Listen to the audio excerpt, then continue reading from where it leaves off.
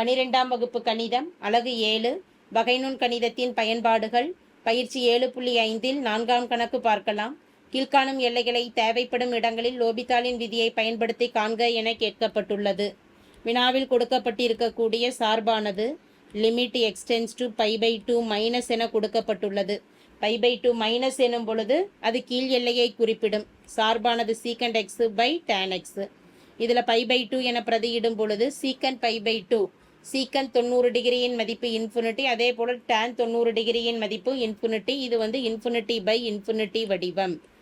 ஒரு முக்கோணவியல் முற்றொருமையை பொறுத்த வரைக்கும் சீக்கண்ட் டேன் இந்த மாதிரி கொடுக்கப்பட்டு இருந்ததுன்னா சீக்கண்டை வகையிட்டோம்னா டேன் ஸ்கொயர் எக்ஸ்ன்னு வரும், சீக்கண்டை வகையிட்டோம்னா சீக்கண்ட் எக்ஸ் டேன் எக்ஸ்ன்னு வரும், டேன் எக்ஸை வகையிட்டோம்னா சீக்கண்ட் ஸ்கொயர் எக்ஸ்ன்னு வரும்.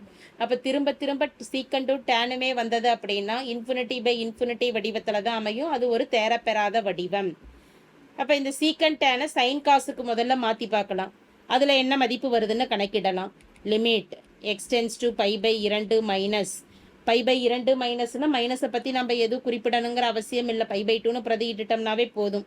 சீக்கண்ட் எக்ஸ் என்பது காஸ் எக்ஸின் தலைகீழி 1 காஸ் எக்ஸ்ன்னு கொடுக்கலாம்.